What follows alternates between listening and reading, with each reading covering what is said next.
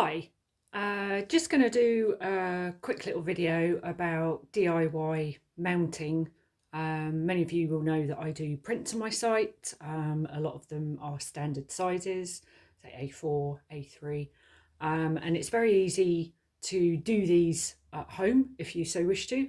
Obviously, prints really should go to a proper framer and be professionally framed, but you can do them at home if you so wish. So I have here an A4 print, so it's a standard size A4 print, and underneath here I have a 12 by 16, so that's 12 by 16, made for A4, already done mount and backing, which I will give you the link to a company that I use that do these in kits, and you can buy them singularly. And the idea will be to pop this print, that's the backing sheet, pop this print, and how to mount it safely and properly within this mount that it's designed for. So let's go ahead and do it. So this is my print here. I am wearing gloves because I don't want any transfer of oil from my fingers onto the print, although I am very careful and I touch it around the outside and try not to touch the actual image itself. It's always best if you put gloves on. You will also need a specific framing tape, which is this one. I will put a link to it at the bottom. Now it does have a specific number on it. I'm not too sure whether you can see that at the bottom. It's 25454, and that is specifically designed for mounting prints and artwork, and it's completely acid free. So we've got our print here, we've got our backing board, and we've got our mount or mat here. Right, the idea being that obviously you are wanting to get the mount in a central location with the print sitting nice and squarish in the mount or mat. Now this particular print is slightly longer at the top and bottom. It's just the way that the original artwork dimensions came out, but what we want to try and do is get a nice equal measure around it. So how do we stick the print to the mount or backing board? Now most framers will actually pop the print. This is the reverse side of the mount. We'll actually do it this way, reverse the print round and pop it in that way and attach it to the mount. So it will come out something like that. It'll be attached to the back of the mount. I don't do that. I like to put my mounts on the backing board, which is all acid free if you buy these particular kits. But most backing boards are acid free now anyway, but please do check obviously if you're buying something off the internet. So what I like to do is try and get it fairly centrally located, and then I'll pop the mount mat over it, position it where I want to, possibly up a little bit, there's a little bit too much space at the bottom. So that's fairly centrally located, and then I'll put my fingers down on either side and I will just try and pull that along until it's in alignment with the backing board. Just pull it slightly down. So this is where things get a little bit tricky. This is why you wear gloves. I'm now going to just slightly pull. So I've positioned my print. I know where I want it to sit within the mount. Put my hands over the print, pull the mat down carefully so that the print stays in the correct position, and then we are ready to put tabs on the print to attach it to the backboard. So I've now cut 4 pieces of about 1.5 inches of the tape. And what you want to do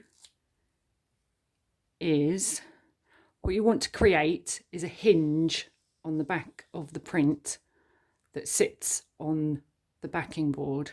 So how to do this is, come around this side, trying to keep everything as flat as possible. You want one, that's very difficult with gloves on.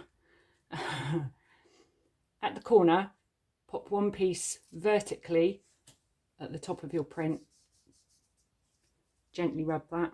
Get a second piece of tape, and then you create a hinge by popping that over the first bit.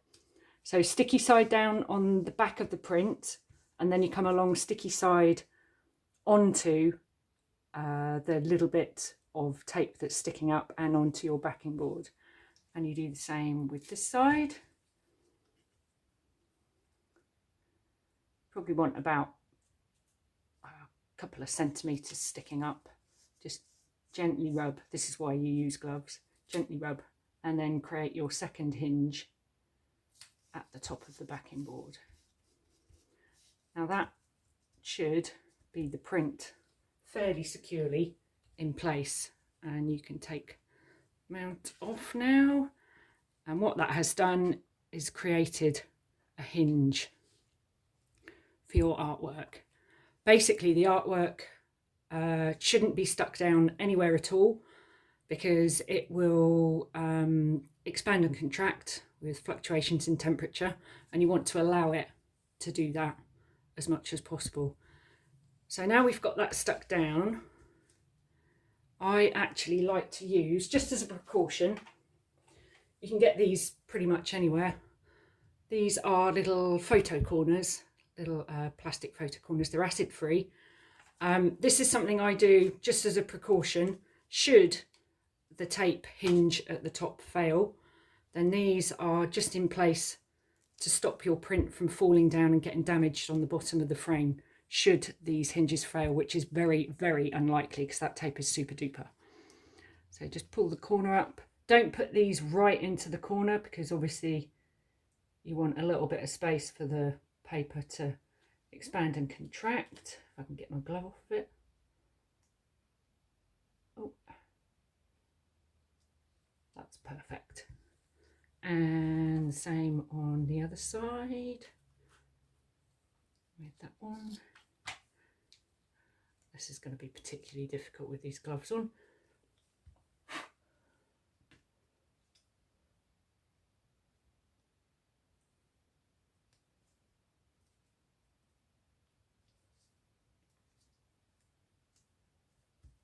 It's a little bit wonky, but you get the drift of it. So that's your print nicely positioned now.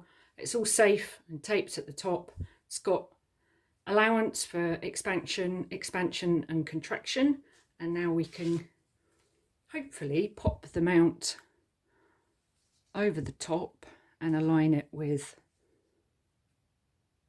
the backing board, and hopefully it's fairly straight. Might be able to just adjust that slightly. Now you can leave it just as is, because obviously this can be now popped into a standard size frame. Again, this is 12 by 16. All frames are measured by the aperture, which is this bit. So this is a 12 by 16 frame. You can see that will go in there quite nicely. The aperture is always what the measurements of the frame are. So this is the reverse side where your print is going to sit in this bit. So this is 12 by 16. And once we have the mount and print and everything sorted, you can just literally pop it into your frame. 12 by 16 frames are fairly standard. You should be able to buy one over the net, but like I say, please ensure that it's the aperture, not the outside measurements of the frame, because you'll get in trouble because you won't be able to put your print in. Okay, so I like to just have a little bit of a hinge on the top of my mount and pop it here so that it sits flush with the print.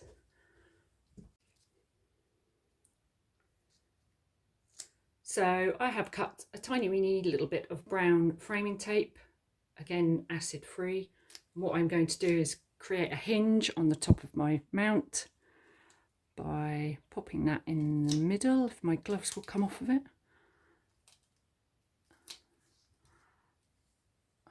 And instead of letting the whole piece of tape stick down, I'm going to fold it over so that I've got a slightly sticky side. Now you can use the framing tape once more if you want to. You can cut another couple of pieces of this and just fold them over, and that can be your tape to tape them out to the backing board.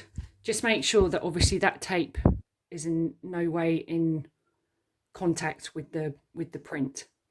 You want it just slightly above on the part where the print doesn't stay.